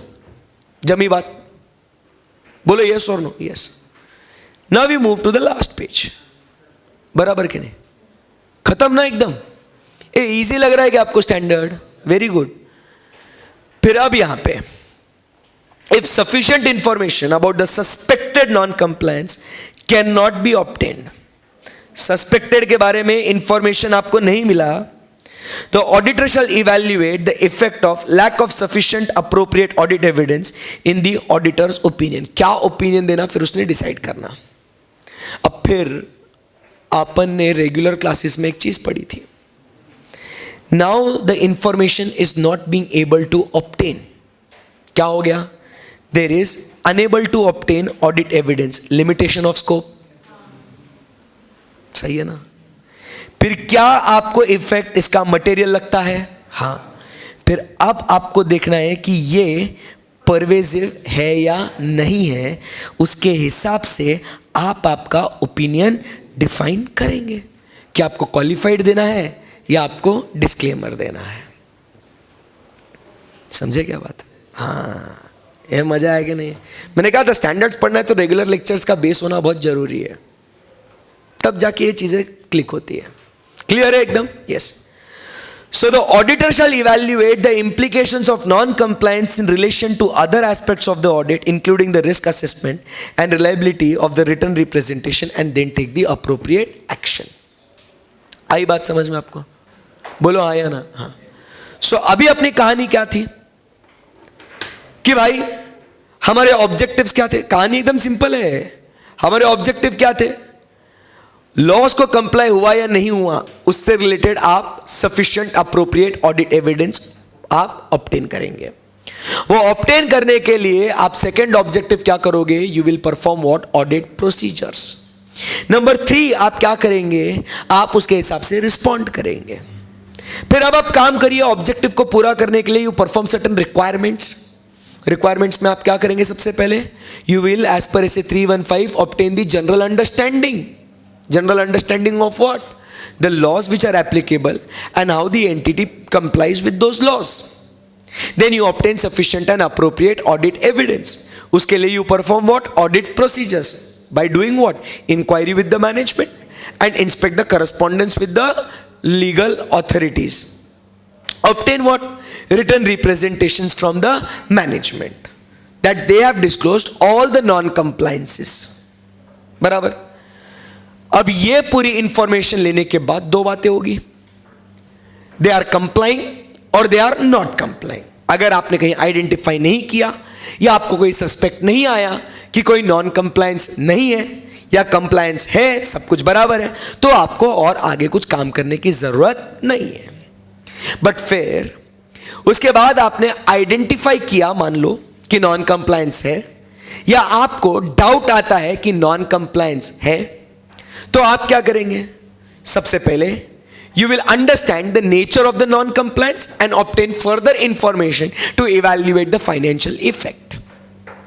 बट अगर आपको डाउट है तो you will discuss it with management और where appropriate those charged with governance, and if they fail to provide the sufficient information that does not support the compliance with the laws and regulations, the auditor shall determine the effect on financial statements and may discuss or may take the advice of the legal advisor. Based on that, he will decide what opinion to be given. आई बात समझ में आपको? It's very simple. फिर अब last में ultimately bottom line, reporting of what? The identified और suspected non compliance. अब आपको उसको रिपोर्ट करना पड़ेगा ना, बराबर के नहीं? ये बोलो यस और no? Yes. Report, that is the end product. सब काम करके आपको रिपोर्ट करना पड़ेगा ना। सो रिपोर्ट किसको किसको देंगे? दोस्त चार्ज विद गवर्नेंस को बोलेंगे। हम लोग ये हमारे ऑडिट रिपोर्ट में बात करेंगे इसकी। बोलो यस और नो? यस। एंड आप ये रेगुलेटरी एंड एनफोर्समेंट अथॉरिटीज को भी तो बताएंगे। जिस अथॉरिटी ने आपको बोला था ये कंप्लाई करो, उस अथॉरिटी को भी तो बताएंगे ना। और एंड में इन सब का क्या करेंगे? Documentation. Wow, it's very simple. जम रहा क्या आपको? ये स्टैंडर्ड है, ये प्रोसीजर है कि अगर कहीं लॉस की बात करते हो तो आपको ये बातें देखनी है। सही है एकदम। So reporting requirement about the non compliance. देखो, अगर कंप्लायंस होता है तो अपना काम खलास करने की जरूरत नहीं है। बट अगर नॉन कंप्लायंस है दोस्तों, किसको किसको? TCWG को बताने का, ऑडिट रिपोर्ट में डालने का, और रेगुलेटरी अथॉरिटी को बताने का। इन तीन लोगों को रिपोर्ट करना पड़ेगा ना। वेरी गुड, सिंपल है ना एकदम। चलो आओ, TCWG को क्या क्या बताएंगे। Unless all of those charged with governance are involved in management of the entity and therefore are aware of the matters involving the identified or suspected non-compliance already communicated by the auditor shall communicate with those charged with governance the matters involving non-compliance with laws and regulations that come to the auditor's attention during the course of audit other than when the matters are clearly inconsequential। मतलब क्या है यहाँ पे? Simple सी बात है, management TCWG। कभी कभी क्या होता है, मैनेजमेंट और TCWG एक ही हो सकता है। तो अगर आपने ऑलरेडी कम्युनिकेट कर दिया है तो आपको वापस से कम्युनिकेट करने की जरूरत नहीं है। इसके लिए वर्ड क्या किया? Unless they are not same. जब तक ये एक नहीं है तब आप क्या करोगे? TCWG को वो मैटर्स ऑफ नॉन कंप्लायंस आप कम्युनिकेट करेंगे। सही है एकदम। If the auditor suspects that management और TCWG are involved in the non compliance, he will communicate the matter to whom? The next higher level of the authority at the entity, if it exists, such as audit committee or supervisory board। मालूम है ना, audit committee comes under section 177। उनको बताओ ऐसा हो रहा है तुम्हारे कंपनी के अंदर, बराबर। एंड अगर कोई हायर अथॉरिटी नहीं है, और if the auditor believes the communication may not be acted upon और is unsure the person to whom to report, the he shall consider to obtain what? Again legal advice. कहानी कितनी simple है। TCWG को बता दो, अगर वही लोग उसमें शामिल है, क्या करने का? फिर उनसे सुपीरियर वाले को बताओ। बट अगर सुपीरियर नहीं है, कानून की मदद लीजिए, आप इस घड़ी इस समय क्या कर सकते हो करके ऑडिट रिपोर्ट में। वाओ, ये आपको 705 अगर आपको आता है तो आपको क्या हो जाएगा, ये समझ में आएगा, बराबर कि नहीं? इसीलिए छुट्टी दी थी आपको, समझे क्या? Why 2 days? Okay, because you need to complete 705, you need to understand 705, and then only what can happen, then only you can understand this ना। हर ऐसे का भी जो बेस होगा ना, ये रिपोर्टिंग रिक्वायरमेंट पे आएगा अभी, तब मजा आएगा। अब देखो क्या है, और मजा आएगा, और आपको उसके और एग्जाम्पल्स मिलेंगे। If the auditor concludes that यहां पे जो नॉन कंप्लायंस है एज अ मटेरियल इफेक्ट, बराबर कि नहीं? मतलब ये मटेरियल है, ऑडिटर कंक्लूड भी करता है। मतलब क्या हो गया यहाँ पे? ये disclaimer of disagreement with management हो गया क्या? ये बोलो ना। मतलब अपने पास एविडेंस है, अपने पास एविडेंस है कि there is what? Non compliance, and this has a material effect on the financial statements. मतलब वो मटेरियल है, and then in accordance with SS 705 he will either express a qualified or an adverse opinion। अब disclaimer आया क्या? क्यों नहीं आया disclaimer? क्योंकि अरे ये है क्या तू? यहां डिस्क्लेमर क्यों नहीं आया? क्वालिफाइड और एडवर्स ही क्यों लिखा? क्योंकि लिमिटेशन ऑफ स्कोप नहीं है, अपने पास एविडेंस है और वो मटेरियल है। बट अब वो अगर परवेसिव नहीं होगा, मतलब फाइनेंशियल से वो लॉ फाइनेंशियल स्टेटमेंट को अगर अफेक्ट नहीं करेगा तो वो कौन सा होगा? क्वालिफाइड। बट अगर वो लॉ फाइनेंशियल स्टेटमेंट्स को अफेक्ट करेगा, एडवर्स। अरे समझा क्या नहीं समझा? कैसा मजा आया कि नहीं? एक नंबर। उसके बाद if the auditor is precluded by management, हम इंफॉर्मेशन मांग रहे थे बट हमको इंफॉर्मेशन नहीं दिया। मतलब ये क्या हुआ रे? प्रिक्लूडेड मतलब प्रिवेंटेड, मतलब ही क्या? लिमिटेशन। क्या मजा है यार। अगर लिमिटेशन है मैनेजमेंट के द्वारा या TCWG के द्वारा from obtaining sufficient appropriate audit evidence to evaluate whether non compliance that may be material is like, material है, देखो मटेरियल है, मतलब यहां पे लिखते हैं ना, ये मटेरियल है, परवेजिव जैसे होगा तो क्या देंगे, एडवर्स, नहीं होगा तो देंगे क्वालिफाइड। नीचे मटेरियल तो है बट फिर क्या है, the auditor shall express a qualified, अब दिख रहा है यहां पे क्वालिफाइड और डिस्क्लेम एन ओपिनियन। अब यहां पे क्वालिफाइड डिस्क्लेमर क्यों आया, क्योंकि he is prevented from obtaining that evidence. So यहां पे अब ये दो बातें होंगी यहां, क्या, एक तो वो परवेजिव होगा या तो परवेजिव नहीं होगा, परवेजिव होगा तो डिस्क्लेमर, परवेजिव नहीं होगा तो क्वालिफाइड। जमा क्या, वेरी गुड। इससे आपको ऐसे 705 के हिसाब से आपने ओपिनियन मॉडिफाई करना है। अब आगे देखो 705 में ही पढ़ा था, if the auditor is unable to determine whether non compliance is occurred because of limitations imposed by the circumstances rather than by management or TCWG, he will evaluate the effect on the auditor's opinion in accordance with ऐसे, मतलब अपने को modify करना है आपकी मर्जी के अनुसार। जमी क्या बात। और बाद में the auditor shall determine whether auditor has a responsibility to report of the non-compliance to the parties outside the entity, मतलब जैसे अगर ये कहीं आपका फ्रॉड हो गया है नॉन कंप्लायंस में, ये आपके एंटिटीज के एम्प्लॉयज ने किया है, तो फिर क्या हो जाएगा, आपको 143, अगर कंपनी होगी तो 143 सबसेक्शन 12 में रिपोर्ट करना पड़ेगा ना। अगर ये नॉन कंप्लायंस का फ्रॉड, टैक्स इवेजन हो गया, 1 करोड़ के ऊपर है, रिपोर्ट करो, आपकी रिस्पॉन्सिबिलिटी है सेंट्रल गवर्नमेंट को। सो डिटरमाइन दैट रिस्पॉन्सिबिलिटी। कैसा मजा है कि नहीं, ये स्टैंडर्ड्स पढ़ेंगे कब, जब पूरा पूरा अपना मेन सिलेबस कवर होता है ना, तब जाके स्टैंडर्ड्स पढ़ने में एक अलग मजा आता है। आई बात समझ में। और आप देखो ये कहीं अपने सिलेबस में कवर नहीं होता है, ये डिफरेंट है। So therefore you have to study standards and this separately, दोनों की इज्जत अलग अलग है। जमा क्या आपको। सो ओपिनियन कैसा देने का, क्या देने का, मतलब देखो अभी तो भले 250 पढ़ रहे, बट अगर 705 पहले नहीं पढ़ते तो ये अपने को कुछ भी समझ में नहीं आता, बराबर कि नहीं। ये सिर्फ वापस क्या हो जाता, भावनाओं से काम चलाना पड़ता कि बच्चों ऐसा ऐसा करने का है करके, बराबर कि नहीं, सिर्फ वो याद करने लायक हो जाता। सो इसलिए रेगुलर क्लास में ये पढ़ना जरूरी है, फिर ये आके ये पढ़ना जरूरी है। ओके।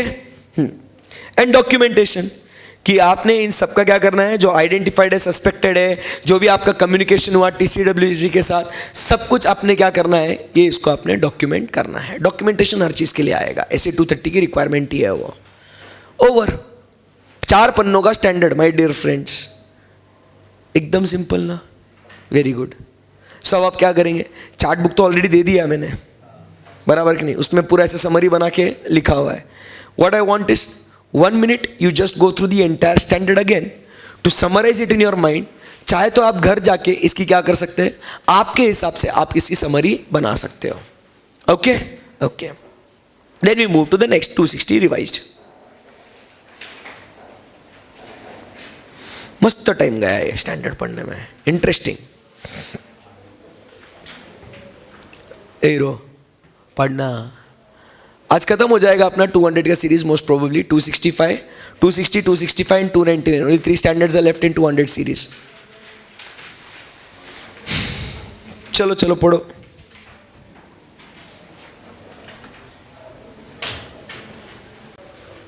अरे मैंने पढ़ने का टाइम दिया रे, बातें मत करो।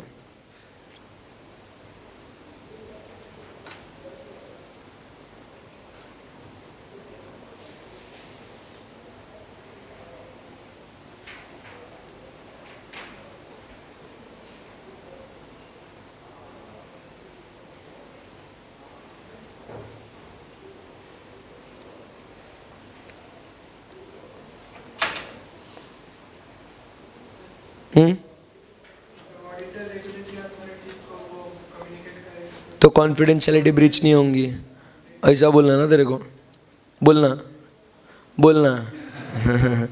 सी try to understand, very good question. एक क्वेश्चन ऐसा आता है कि सर अगर ऑडिटर रेगुलेटरी अथॉरिटीज़ को इन्फॉर्म कर देता है तो सर क्या उसकी यहाँ पे कॉन्फिडेंशियलिटी ब्रीच होगी या नहीं होगी? See try to understand one simple thing, okay? एक बहुत जोरदार चीज़ बताता हूँ मैं। जैसे जब हम लोग ऑडिट करने आते हैं ना दोस्त, सुन रहा ना तू? बहुत इंपॉर्टेंट चीज़ बोल रहा हूँ मैं, वेरी गुड क्वेश्चन। बिकॉज जब हम लोग यहाँ पे ऑडिट करने आते हैं ना, वी आर दी ऑडिटर, और यहाँ पे जब हम लोग ऑडिट करने आते हैं किसी क्लाइंट का, सो यहाँ पे अपने को ये जो क्लाइंट है, ये क्लाइंट अपने को अपॉइंट करता है, बराबर? और अपॉइंट करके वो अपने को बोलता है कि आपने इस लॉ के अंडर हमको क्या करना है, हमारा ऑडिट करना है। Income tax law, GST law, company law, उसके अंदर आपने हमारा ऑडिट करना है। हमने कहा चलो ठीक है, और ऐसे हमने एज पर ऐसे 210 हमने अग्री कर लिया कि जो जो इस लॉ की रिक्वायरमेंट होंगी हम वो परफॉर्म करेंगे करके। And the client very well has what acknowledged this, we have a terms of agreement in respect to this engagement, बराबर है कि नहीं? अब दोस्त यहां पे अगर इस लॉ के अंदर मुझे अगर कोई लॉ का नॉन कंप्लायंस, अगर मुझे इस लॉ के अंदर ही रिपोर्ट दीज नॉन कंप्लायंसेस, अगर इस लॉ के अंदर ही रिक्वायरमेंट होगी, सो क्या ये क्लाइंट बखूबी जानता है कि मेरे को ये काम करना पड़ेगा करके? बोलो यस और no? So indirectly do I have the consent of this client to report on these non-compliances?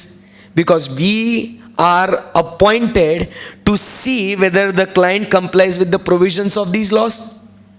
Yes or no? Bolo yes or no? Yes. So automatically we have obtained this consent, and therefore if we report, we are not breaching the clause of confidentiality, my friend. आई बात समझ में? Very important question this is. कभी कभी यही problem होता है कि exam में फिर ये से ना केस स्टडीज आते हैं एंड फिर बोलते हैं कि he has not complied with confidentiality. ऐसे 200 ने बोला था, 220 ने बोला था, कॉन्फिडेंशियलिटी मेंटेन करो, एथिकल रिक्वायरमेंट्स को फॉलो करो, but auditor failed. But hello, जब हमने अग्रीमेंट किया था ना, ये लॉ में लिखा था ना, तो हम भैया रिपोर्ट करेंगे। The client indirectly accepts to that fact, बराबर कि नहीं? अब कंपनी लॉ में आया मैं ऑडिट करने के लिए, मेरे ऊपर ड्यूटी है ना लॉ की to report on the frauds in excess of ₹1 crore, करेगा ना फिर मैं रिपोर्ट? इनकम टैक्स में कोई प्रोविजन नहीं है ऐसा, but to report on the taxation frauds, हाँ, फिर उसमें करने का क्या नहीं, ऐसा है। आई बात समझ में बच्चा? वेरी गुड, चलो पढ़ो। हो गया क्या पढ़ के?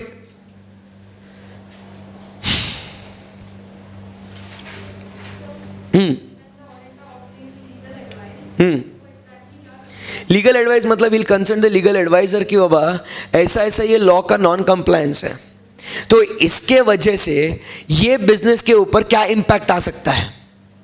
वो क्या पूछेगा उसको, ये चीज के वजह से इसके बिजनेस पे क्या इंपैक्ट आ सकता है। तो वो बोलेगा कि देखो कुछ नहीं होगा, इनको सिर्फ फाइन भरना पड़ेगा, कुछ नहीं होगा, ये जो डायरेक्टर है ना, या जो ये पर्सन है जिसको कंप्लाई करना है, उसको फाइन भी लगेगा, जेल भी जाना पड़ सकता है। अगर ये एक्सट्रीम सिचुएशन है ना, कुछ नहीं होगा, इनका बिजनेस बंद हो जाएगा।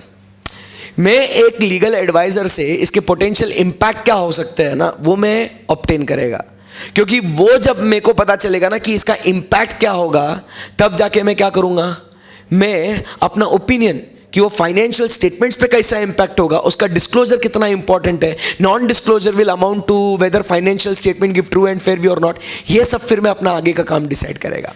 But to take that decision मुझे क्या करना पड़ेगा, मुझे लीगल एडवाइजर से बात करनी पड़ेगी कि इसका पोटेंशियल इंपैक्ट क्या है। अब जैसे फॉर एग्जांपल मान लो मैंने अगर मान लो मेरी इंस्टीट्यूट की मेंबरशिप फी नहीं भरी, बराबर कि नहीं, हाँ, I fail to comply with the provisions of Institute, Chartered Accountants Act 1949 को कंप्लाई अगर मान लो मैंने नहीं करा, इसका पोटेंशियल इंपैक्ट क्या होगा आपको मालूम है क्या?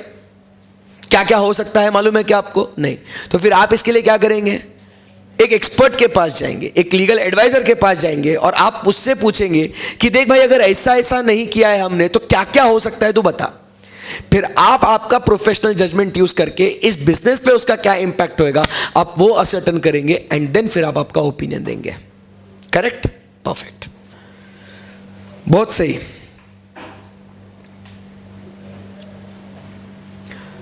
चार पेज का स्टैंडर्ड, आई होप पूरा का पूरा दिमाग में घूमेगा अभी।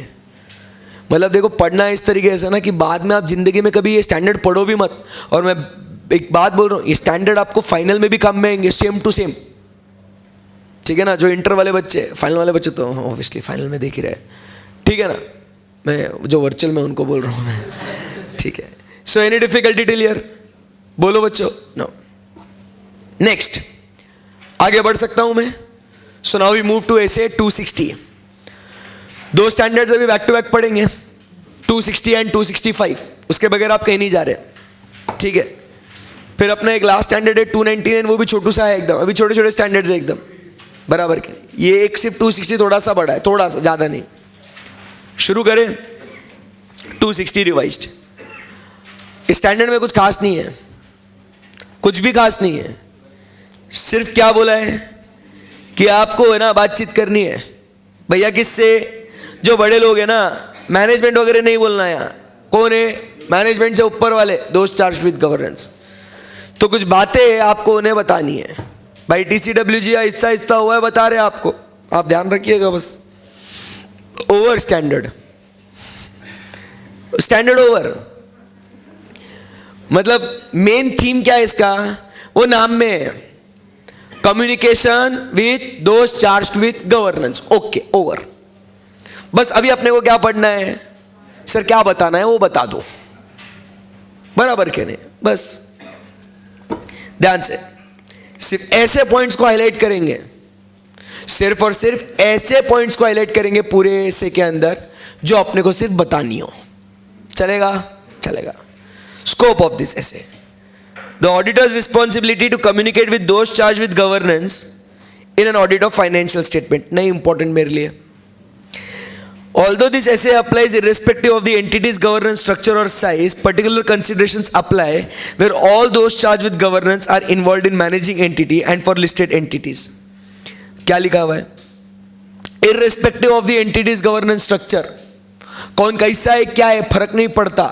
मतलब मैनेजमेंट और TCWG एक है तो उनको भी बताएंगे, लिस्टेड एंटिटी को तो बताने का मतलब उनका गवर्नेंस स्ट्रक्चर कैसा है वो फर्क नहीं पड़ता।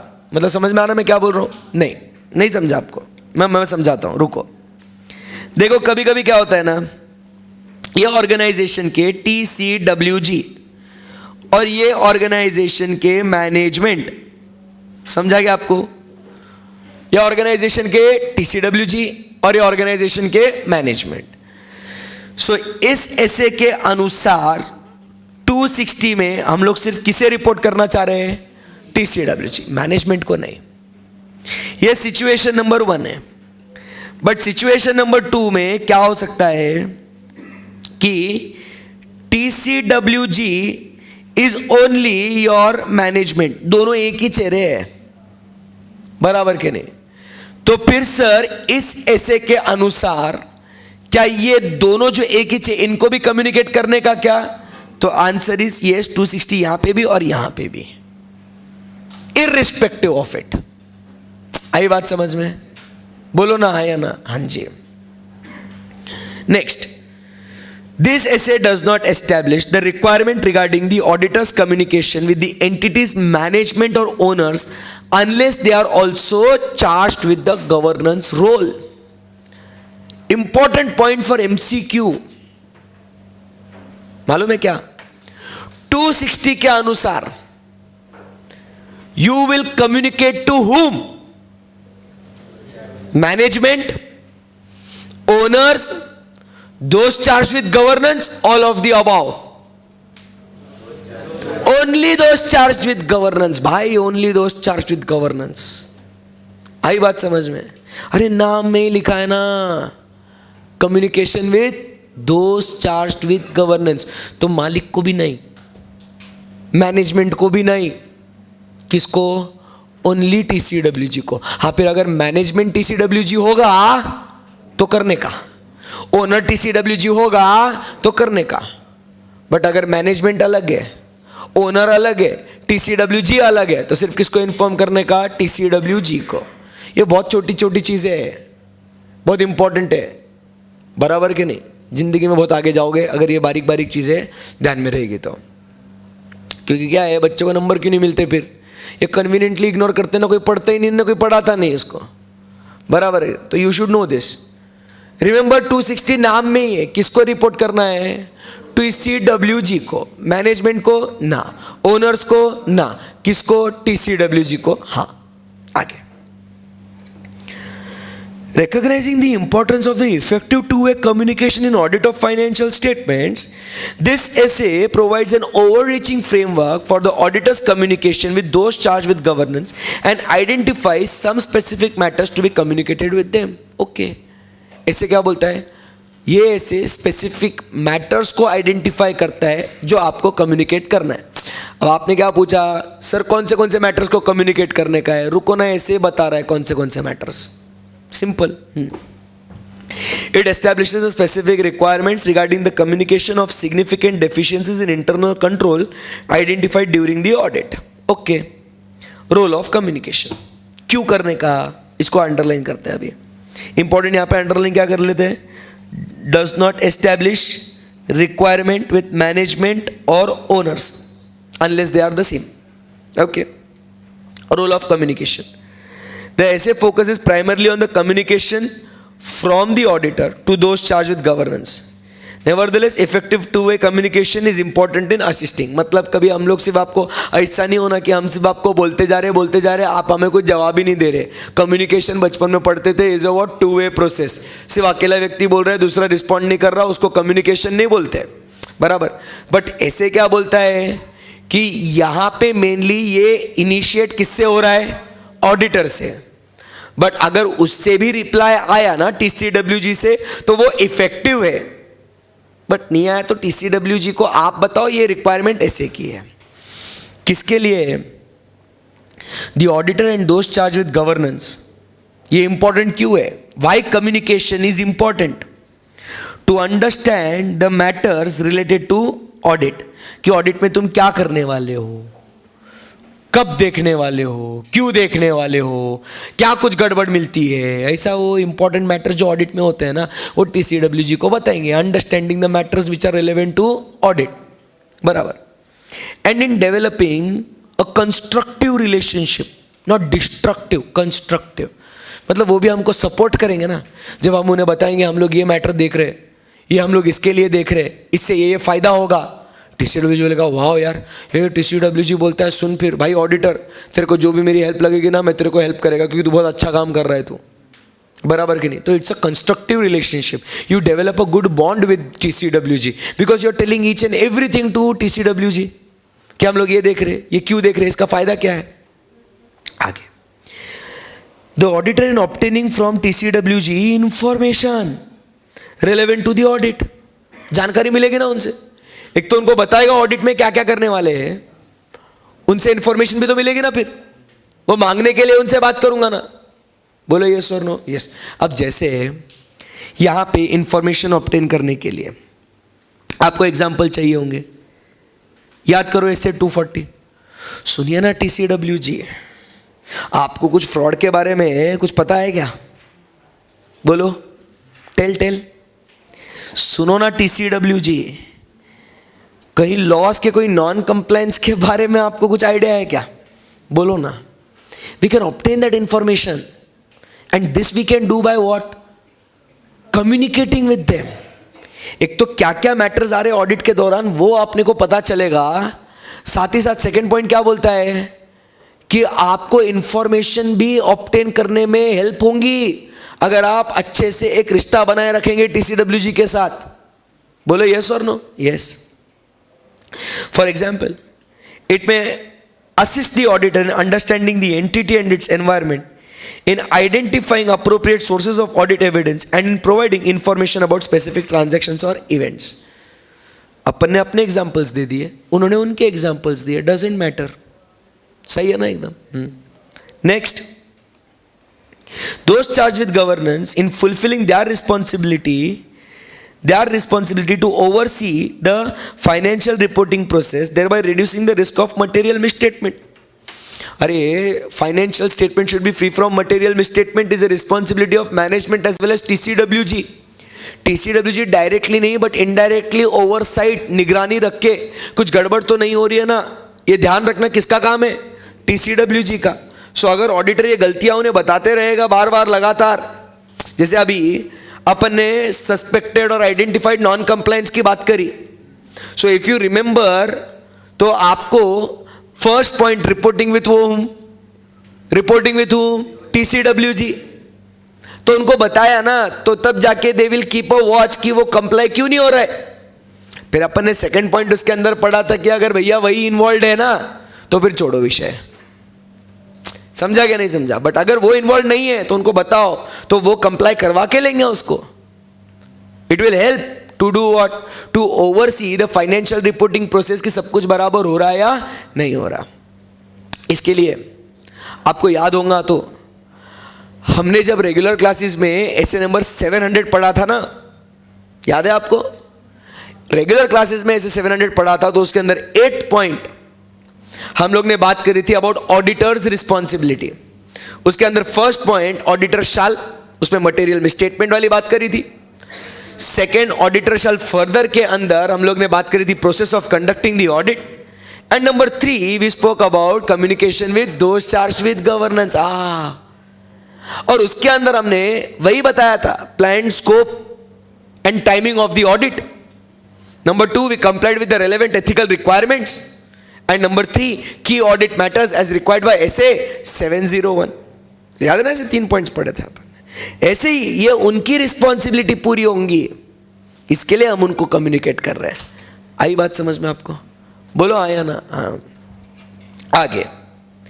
सो although auditor is responsible for communicating the matters required by this essay, management has also a responsibility to communicate matters of the governance interest to those charged with governance।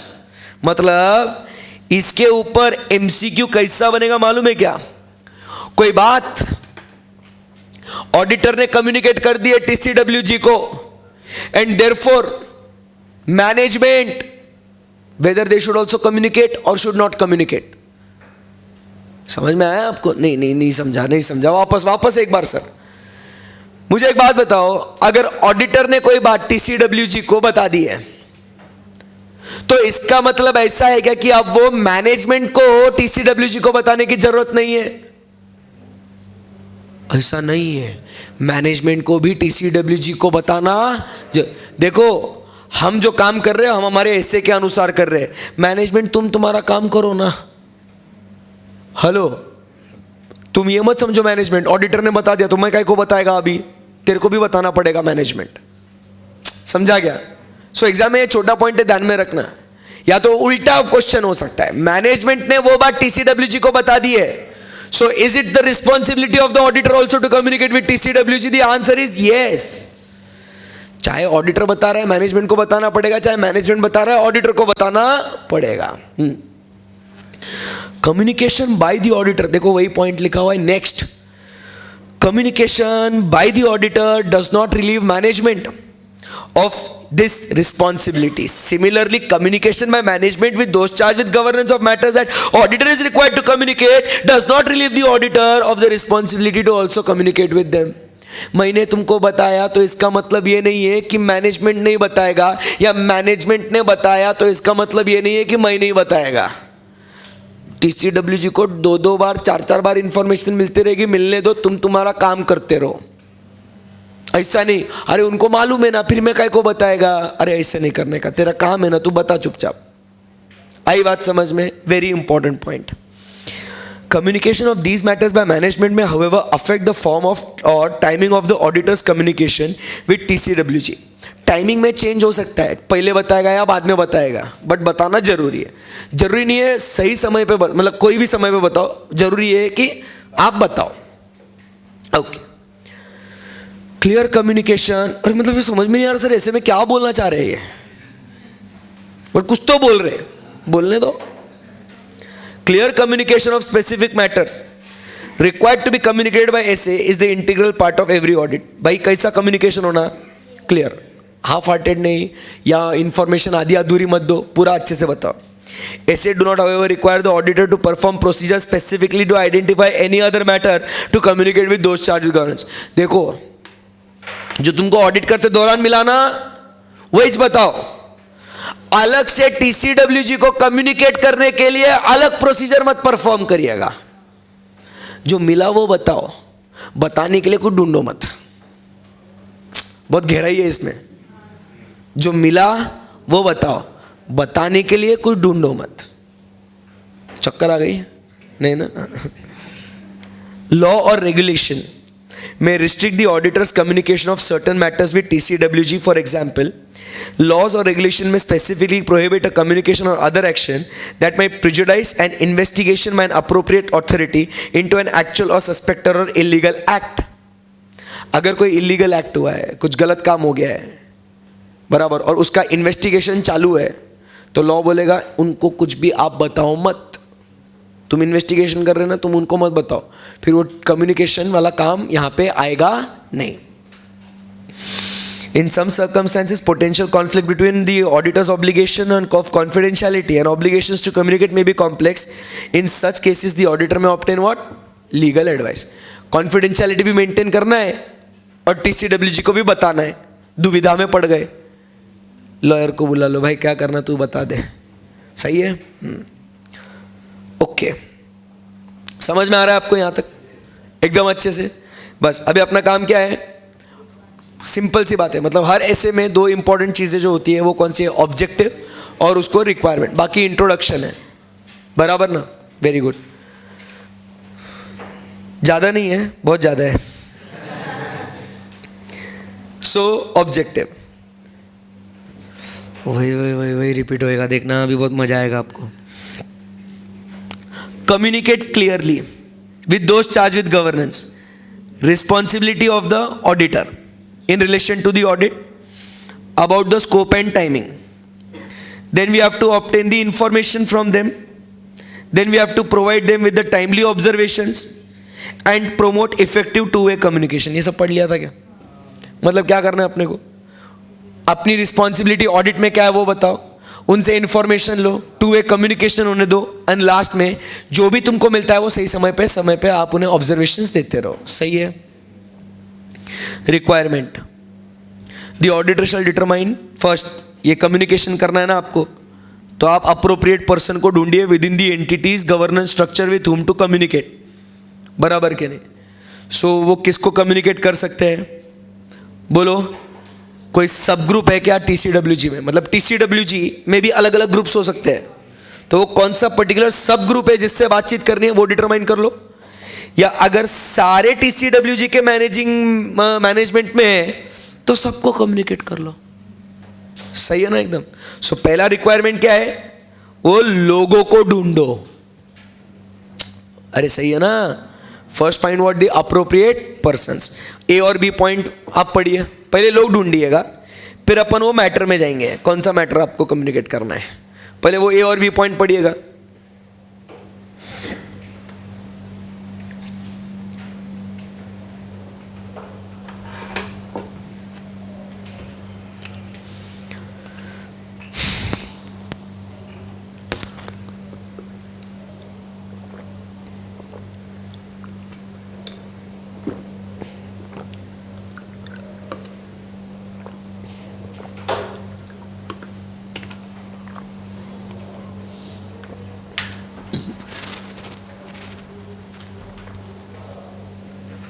ओ कुछ तो बोलो, easy है एकदम। सो पहला काम क्या है अपने को? अरे ऑब्जेक्टिव क्या है कि अपने को रिस्पॉन्सिबिलिटीज कम्युनिकेट करनी है, फिर उसके बाद अपने को टाइमली कम्युनिकेट करना है, उनसे इंफॉर्मेशन लेने की है, और टू वे कम्युनिकेशन होना चाहिए। सो ये सब करने के लिए रिक्वायरमेंट क्या है? पहले लोगों को ढूंढो। लोग मिल गए, वो क्या हो सकते हैं लोग? सब ग्रुप या सारे, जो हेडिंग में है वही अंदर लिखा हुआ है क्या? आगे मैटर्स टू बी कम्युनिकेटेड। भैया क्या कम्युनिकेट करना है? अयो रिस्पॉन्सिबिलिटी, अरे ऊपर ऑब्जेक्टिव में पढ़ा था ना। सेकेंड पॉइंट क्या है? Scope and timing. फिर आपके ऑब्जर्वेशंस, मतलब आपके फाइंडिंग्स, ये बोलो ना, वही है ना? हाँ, आपके फाइंडिंग्स। फिर फाइंडिंग के बाद क्या है? कुछ भी नहीं है। एंड ये भी बताना पड़ेगा कि आप क्या हो, इंडिपेंडेंट हो। इंडिपेंडेंस एंड एथिकल रिक्वायरमेंट्स को आपने पूरा किया या नहीं किया। सो क्या क्या है मैटर्स, कौन से, रिस्पॉन्सिबिलिटी, फिर अपना स्कोप एंड टाइमिंग, अपने फाइंडिंग्स और इंडिपेंडेंस। हाँ चलो रीड करो उसको।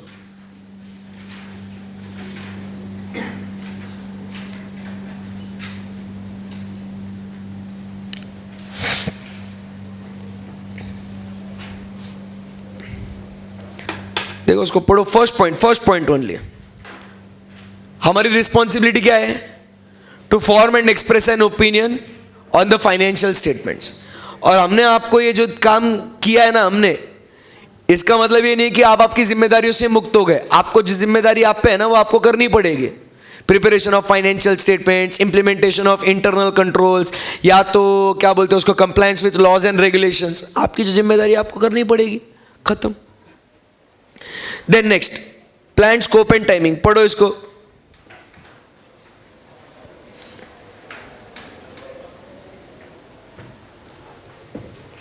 वही लिखा हुआ है, बस उसमें सिर्फ ऐड क्या हुआ है, इंक्लूडिंग द रिस्क, कि आपको कहीं कुछ रिस्क नजर आती है तो वो।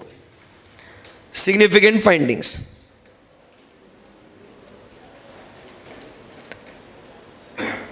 सिग्निफिकेंट फाइंडिंग्स किसके बारे में? अकाउंटिंग प्रैक्टिसेस, तो जिसके अंदर आएगा आपके accounting policies, accounting estimates and disclosures. ठीक है। सो फर्स्ट काम आपका किसका ऊपर है? अकाउंटिंग प्रैक्टिसेस के ऊपर।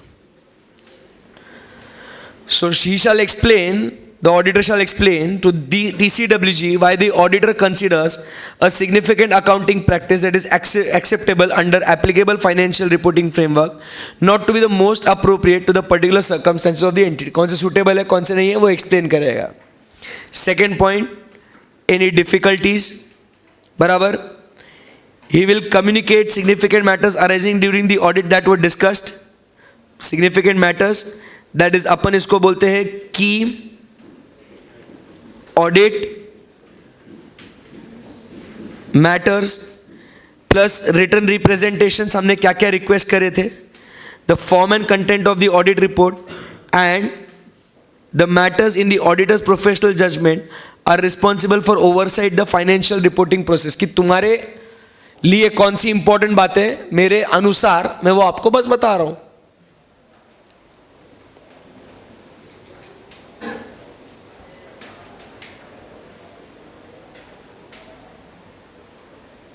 और फिर ये वाला पॉइंट रीड कीजिए। आपको ये जो अपन ने 220 पढ़ा था ना, इंडिपेंडेंस, उससे रिलेटेड है। ये आप पढ़िए अभी इसको।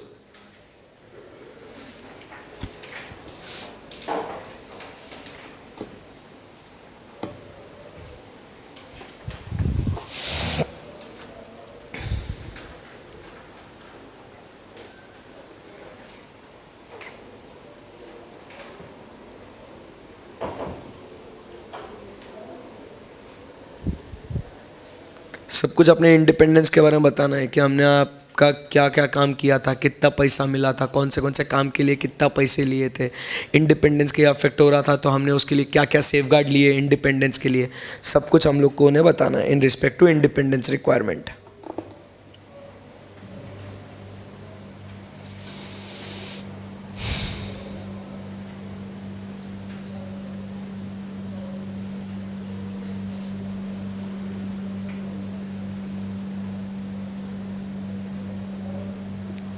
ओवर।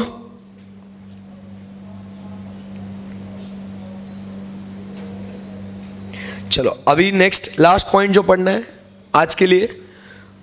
अब आपने क्या क्या आइडेंटिफाई किया अभी तक? सबसे पहले आपने किसको रिपोर्ट करना है वो आइडेंटिफाई किया, क्या क्या रिपोर्ट करना है वो आइडेंटिफाई किया। अब लास्ट पॉइंट क्या है, किस तरीके से आप उसे कम्युनिकेट करेंगे। Important points, you establish the communication process, that is in which form you are supposed to communicate, the timing you are supposed to communicate and the content of that communication। क्या क्या हुआ? Form किस तरीके से, फिर कब, और उसके अंदर क्या क्या डालोगे, कंटेंट कितना होना चाहिए।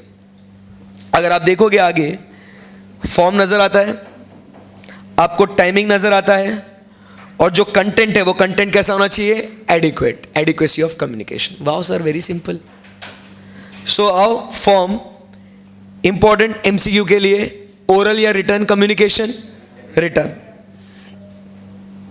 विद TCWG रिगार्डिंग, अब वो जो अपना सिंपल है, significant findings from the audit. If in the auditor's professional judgment oral communication would not be adequate, written communication need not include all matters that arose during the audit. सिर्फ कौन से matters को आपने बताना है? Significant matters को, not all matters. MCQ के लिए बहुत इंपॉर्टेंट है। एक तो वो क्या होना चाहिए राइटिंग में, और राइटिंग में क्या बताना है? ओनली द सिग्निफिकेंट फाइंडिंग्स और significant matters. The auditor shall communicate in writing with those charged with governance regarding auditors' independence when required। जो ऊपर सी वाले पॉइंट में भी पढ़ा था अपन ने, इंडिपेंडेंस मतलब जो भी कम्युनिकेशन करना है, the form of communication will be what? Writing. आगे बढ़ सकते हैं, timing, it should be on what? Amazing. Next, communication, the auditor shall evaluate whether two-way communication between auditor and TCWG has been adequate for the purpose of audit. If it has not, the auditor shall evaluate the effect बराबर in assessment of risk of material misstatement and ability to obtain sufficient and appropriate audit evidence। हम आपसे कुछ मांग रहे, आप information नहीं दे रहे, सो वो कम्युनिकेशन अपन दोनों के बीच में एडिक्वेट है या नहीं है। लास्ट में इन सबको क्या करेंगे आप? डॉक्यूमेंटेशन। Very simple. पढ़ो उसको, सिर्फ खुश मत हो डॉक्यूमेंटेशन पढ़ के।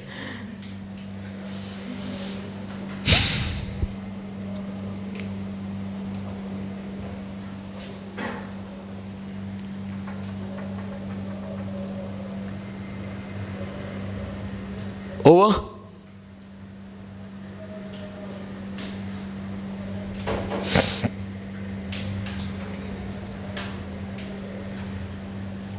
Yes guys, done, perfect.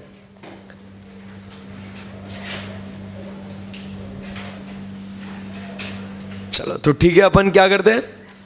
265 ये अपन कल पढ़ते हैं। So tomorrow we will complete 265, 299 छोटे छोटे ऐसे से, एंड विल स्टार्ट विथ 300, 315, 320, मतलब ये जितना होगा उतना, ठीक है ना। सो 300 की सीरीज एक अलग इंपॉर्टेंट है, 500 एक 400 की सीरीज में सिर्फ एक ही स्टैंडर्ड है, एक नहीं दो स्टैंडर्ड्स है, 402 एंड 450, और 500 का सीरीज़ तो अपना ऑलमोस्ट हो गया है बराबर। सो वो हम लोग कंप्लीट कर लेंगे। चलिए, thank you very much guys, see you tomorrow, bye bye, take care.